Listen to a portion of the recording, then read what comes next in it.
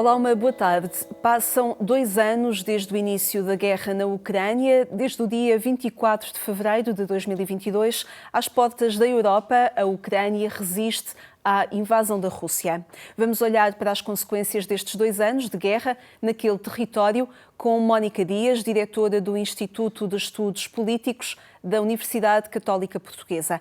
Antes, convido a olhar para a atualidade informativa com destaque para a Semana do Papa. Cari fratelli e sorelle, buongiorno.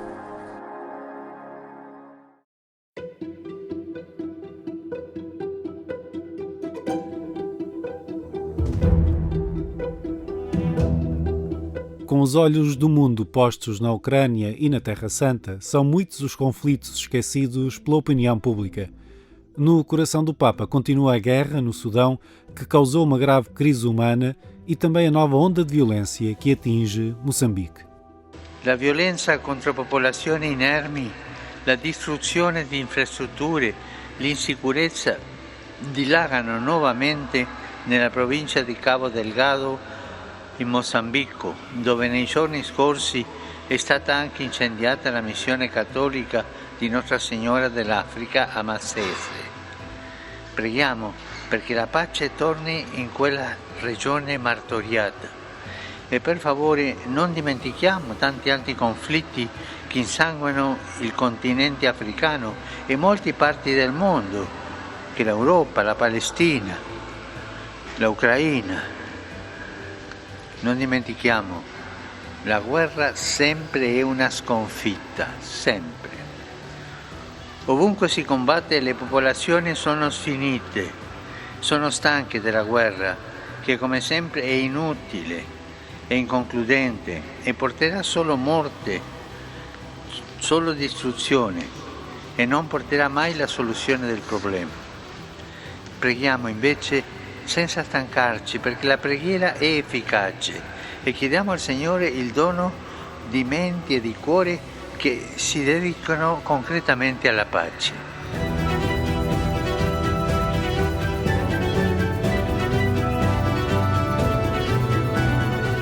Esta Semana do Papa foi diferente no ritmo da Quaresma, 7 dias de exercícios espirituais, iniciados no domingo, sem compromissos na agenda. Um gesto simbólico que quer ser um exemplo. Invito la comunità, i fedeli a dedicare in questo tempo di Quaresima e lungo quest'anno di preparazione al Giubileo, che è anno della preghiera, a dedicare momenti specifici per raccogliersi alla presenza del Signore.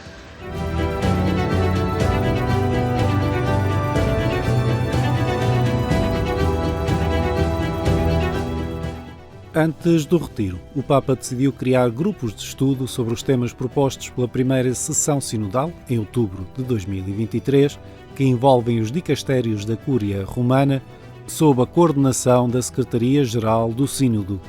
Uma novidade no processo sinodal que regressa em outubro, mas não acaba aí. Non, ça ne va pas se terminer en octobre. D'ailleurs, les groupes d'études vont continuer. Ils vont rapporter au synode, c'est clair, non? Parce qu'ils sont partis de la volonté des participants du synode, mais la synodalité donnera un instrument à l'Église comment affronter les grandes questions qui se posent, en toute sérénité, sans polarisation, etc. E non dimenticatevi di pregare per me. Arrivederci.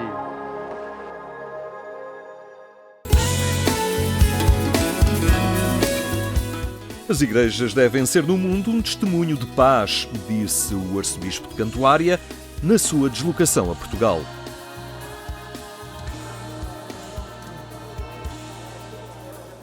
Veio a Portugal para a abertura do 100º Sínodo da Igreja Lusitana. O arcebispo de Cantuária, Justin Welby, e a sua mulher, Caroline, estiveram em Lisboa para uma visita à Igreja Lusitana que integra a Comunhão Anglicana. Within the Anglican Communion around the world, the Portuguese-speaking provinces are very important. So to come here to Portugal itself is a privilege to celebrate 100 years and to remember the importance of the Portuguese contribution to the global church. Um reconhecimento e um estímulo para uma igreja que caminha entre nós há 140 anos. É efetivamente uma grande alegria, um dia grande para a Igreja Lusitana.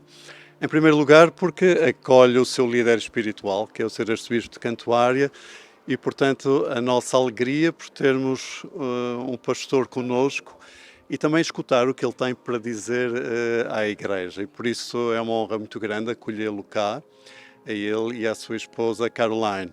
Um dos momentos iniciais desta visita foi o encontro com os representantes de diversas identidades religiosas no nosso país, entre elas também a Igreja Católica, que tem trabalhado o diálogo com a Igreja Anglicana. Cada vez mais esta dinâmica ecuménica centra-se naquilo que no último sínodo se chamou a partilha dos dons. Perceber que cada comunidade, cada confissão tem, por razões históricas, por razões da qualidade dos seus membros, tem talentos próprios e consegue fazer alguma coisa que os outros não conseguem nesta grande tarefa que é evangelizar o mundo contemporâneo. Evangelizar não é simplesmente recrutar membros para o clube, mas é ajudar esta humanidade a transformar-se naquilo que o Papa tem insistido, numa grande fraternidade humana. No fundo é isso, a mensagem de Jesus Cristo, que Deus é Pai e que todos somos criados à sua imagem e semelhança, independentemente das diferenças de tradições, de credos, etc. O arcebispo de Cantuária veio inaugurar a 100ª edição do Sínodo da Igreja Lusitana, uma comunidade cristã que tem no encontro sinodal uma forma de governo. O Sínodo, a Igreja Lusitana é uma igreja sinodal. Cada comunidade tem assento no sínodo através do seu clérigo e dos seus leigos eleitos pela própria comunidade paroquial, e nesse sentido, no sínodo, os leigos e os clérigos estão presentes, com direito a voz e também direito a voto. Portanto, as comunidades naturalmente estão mobilizadas porque o sínodo é o órgão de governo máximo da Igreja. E porque um sínodo é sempre ocasião de mudança, ele é também vivido com expectativa pelas mulheres da Igreja Lusitana. Nós realmente já estamos muito envolvidos a nível da Igreja, até porque o Departamento tem voz e assento no sínodo, por isso as nossas ideias são sempre consideradas durante o sínodo. Estamos realmente já com bastantes presbíteras a nível do clero. Se calhar o próximo passo que prevemos para este sínodo é a eleição de bispas, de mulheres bispas. Esta parece ser também uma oportunidade para trabalhar a abertura e a inclusão. Um sínodo que aborde as novas comunidades, que integrem os que chegam, os migrantes, mas também a dimensão ecuménica e interreligiosa. A sua essência implica que se abra às outras igrejas para a missão. E, portanto, está aberta a uma missão conjunta com os outros crentes, para que a unidade visível seja um marco. Por outro lado, também este aspecto que eu acho que é muito importante, o acolhimento das minorias, nomeadamente dos migrantes, de uma igreja que procura ser inclusiva para todos, independentemente da sua orientação sexual, e, portanto, faz este esforço também para perceber estas dimensões da inclusividade de todos, de acordo com a sua própria especificidade. Entre nós, o responsável da Igreja Anglicana sublinhou a sua proximidade ao Papa Francisco. I see him many times. We have a close and truthful relationship of praying together, of working together for peace, and of seeking to show that there is genuine friendship between Anglicans and Catholics. Justin Welby destaca também a importância da unidade entre os cristãos como testemunho de paz para o mundo. It is absolutely essential. There is the tragedy in the Holy Land, where both he and I and both churches have called for a ceasefire. Very important there is a ceasefire there, and humanitarian aid. There is the tragedy of Ukraine and Russia, where two great Christian countries fight each other. I was there last week in Kyiv and in Odessa. And there is all around the world more and more violence. The churches must be those who follow the Prince of Peace, Jesus Christ, and enable enemies to listen to one another and disagree, but to disagree without violence. Uma visita de 2 dias que inaugurou o 100º Sínodo da Igreja Lusitana, uma igreja que integra a comunhão anglicana.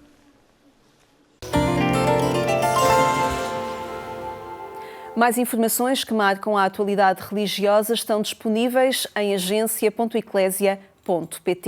Olhamos agora para as consequências de 2 anos de guerra na Ucrânia. Vamos fazê-lo com Mónica Dias, diretora do Instituto de Estudos Políticos da Universidade Católica Portuguesa. Muito obrigada por estar na nossa companhia. Boa tarde. Soubemos recentemente de um novo pacote de sanções económicas à Rússia que se prevê que seja aprovado inclusivamente neste 24 de fevereiro. Pergunto-lhe, vamos andar de sanção em sanção? Que consequências efetivas é que estas sanções têm para se caminhar para um desfecho desta invasão? Muito obrigada pelo convite e boa tarde. Eu creio que estas sanções e este anúncio é muito, muito importante. Não é meramente mais um passo ou mais um apoio. Tem uma dimensão simbólica muitíssimo importante por 3 razões, ou melhor, 3 mensagens muito claras que a União Europeia lança aqui. Em primeiro lugar, é uma mensagem fortíssima para a Ucrânia, uma mensagem de apoio, de solidariedade, a dizer não esquecemos a Ucrânia, não conseguimos esquecer as pessoas que estão a sofrer, a ver as suas casas destruídas, a viver uma realidade de guerra, a ter medo todos os dias desta invasão terrível que aconteceu há 2 anos e que está para continuar. E, portanto, os cidadãos da Europa estão do lado dos ucranianos, olham para a Ucrânia com uma incrível admiração também e prestam homenagem à sua coragem de resistir, de não terminar, de não, deixar todo o território, mas continuar a lutar precisamente por valores que são muito próximos àqueles que também nós temos e que definem, na verdade, o projeto europeu. Em segundo lugar, é também uma mensagem muito clara para Vladimir Putin e o seu regime que não reconhece o direito internacional e, portanto, quer-se mostrar aqui que há uma linha vermelha que não pode ser ultrapassada e, por muito poderoso que um líder imagine ser, tem que respeitar o direito internacional e também os acordos bilaterais que existiam. Portanto, este desrespeito e os muitos crimes já cometidos também em território ucraniano, esta invasão ilegítima de um Estado soberano tem que, obviamente, ser castigado e uma das primeiras consequências são, obviamente, sanções. Houve já várias sanções e estas sanções, obviamente, custam muito à população russa, custam muito a Vladimir Putin. Obviamente que Vladimir Putin não menciona isto, não mostra as suas dificuldades. Porquê? Porque num regime autoritário não há propriamente opinião pública e, de facto, nos últimos 2 anos assistimos na Rússia a uma transformação cada vez maior, quase de um Estado autoritário para um Estado totalitário. E isso tem consequências também a nível internacional. Exatamente, mas repare que os moderados já não existem na Rússia, isto é muito importante dizer. Houve também muitas transformações para pior para a população na própria Rússia, portanto, muitas pessoas foram presas, a comunicação social independente já não existe e, portanto, a morte trágica de Navalny há alguns dias é apenas a ponta de um iceberg, porque há muitos prisioneiros políticos, há muitos jornalistas, professores, opositores de Putin que têm este mesmo destino e, de facto, a população tem medo, não pode falar e também não tem acesso a informação, não sabe, de facto, o que se está a passar aqui na Ucrânia. E, portanto, assim, a Europa, com mais este pacote de sanções, dá um sinal muito, muito claro a Putin, mas também à comunidade internacional, no sentido de dizer que a Europa é forte, a Europa está unida. Sim, na Europa as decisões não são fáceis, porque é uma organização, digamos, ou uma comunidade de Estados que tem a sua voz própria, que defendem os seus interesses, que são livres. As negociações são difíceis, há conflitos, mas é possível resolver esses conflitos e conseguiu-se sim a chegar não só a uma ideia muito clara sobre este pacote das sanções, mas também aprovou-se há 2 semanas mais um pacote de apoio de 50 mil milhões de euros. Um apoio que não se restringe a um apoio militar, nem ao armamento, mas um apoio social à população. Mas, de qualquer forma, falamos neste pacote de sanções à Rússia, numa altura também em que um estudo indica que apenas 10% dos europeus acreditam numa vitória de Kiev. Interessante que Portugal está indicado como uma grande população portuguesa acredita na vitória de Kiev. Mas haverá já algum cansaço também? A opinião pública vai se distanciando daquilo que acontece na Ucrânia pelo cansaço, pelo arrastar destes 2 anos e sem consequências? Sim, parece-me que isso é uma análise muito, muito importante, que temos que fazer e que tem, obviamente, consequências. As guerras são sempre longas, não há guerras breves. Portanto, nós, na Europa, porque vivemos muito numa cultura de paz, não estamos habituados a este arrastar. Ora, a guerra não se arrasta, essa é a natureza mesmo da guerra.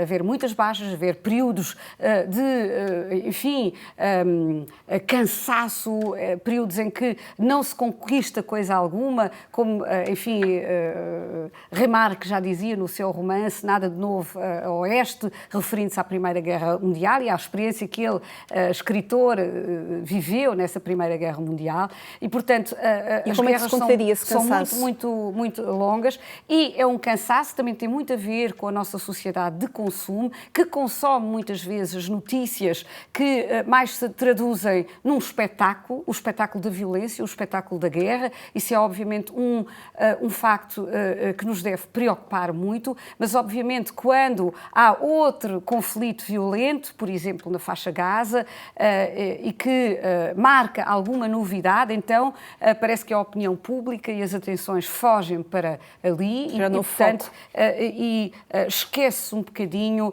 outros conflitos. Aliás, há muitos outros conflitos no mundo muito mais terríveis, por exemplo, a guerra no Iémen. É uma guerra que já existe desde 2011, pelo menos, uma guerra que já fez muito mais vítimas, muito mais deslocados, refugiados, ou, por exemplo, a guerra no Sudão, mas há muitos outros países no mundo que estão em guerra. Agora, a diferença é, efetivamente, que enquanto as outras guerras são muitas vezes guerras internas e guerras civis, aqui temos uma guerra que, se bem que utilize também instrumentos que definem as novas guerras, é uma guerra em que um Estado, ainda por cima um Estado como a Rússia, muito potente e que é um membro do Conselho de Segurança da ONU, em que este Estado precisamente invade, sem razão nenhuma, senão uma própria narrativa de enaltecimento da própria, identidade,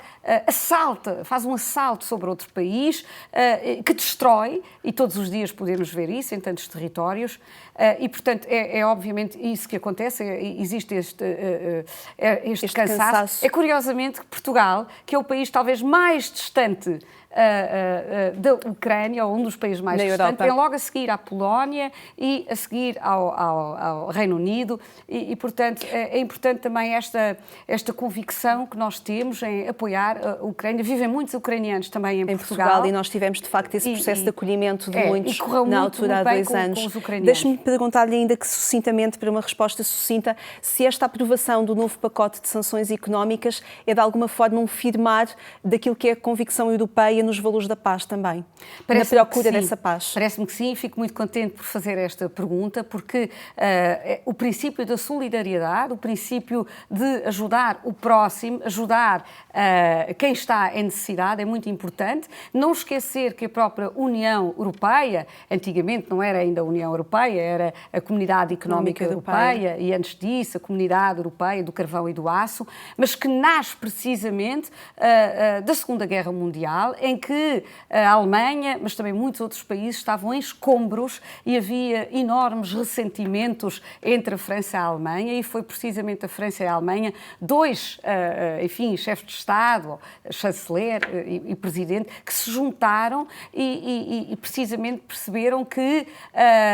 só pode melhorar as condições de vida das populações, só pode haver prosperidade, só pode haver paz se houver uma cooperação muito mais forte. E este pacote é uma forma de assinalar à Ucrânia a cooperação. Portanto, vamos ajudar a Ucrânia para que se possa fortalecer. Isso também vai ser bom depois para a própria União Europeia. Portanto, a União Europeia constrói-se a partir dos princípios, precisamente, da esperança, da cooperação, da criação de confiança, que é muito, muito, muito importante aqui, e é isso que está a fazer. Neste momento, acredito sinceramente que a Ucrânia está a fazer uma batalha pela liberdade de toda a Europa, e é isto que tem que estar na nossa balança. Creio que mais vale apoiar a paz agora e apoiar a Ucrânia do que se a Rússia chegasse algum dia a invadir toda a Ucrânia e, enfim, avançasse por aí, se houvesse um desmoronar de toda a Europa, e depois surgiriam certamente mais guerras e conflitos violentos entre as nações, e isso é que não queremos. Portanto, esta batalha é simbólica, este apoio é um apoio pela paz e a liberdade também. Muito bem. Muito obrigada pela sua análise, Mónica Dias. Obrigada por ter estado neste programa Eclésia, onde quisemos, de alguma forma, olhar para estes 2 anos de guerra na Ucrânia, que se assinalam no dia 24, e para as consequências que vamos conhecendo. Deixo-lhe a indicação que este e outros conteúdos estão disponíveis em agência.eclésia.pt. Marcamos encontro amanhã aqui na RTP2. Obrigada por ter estado connosco. Até amanhã, se Deus quiser.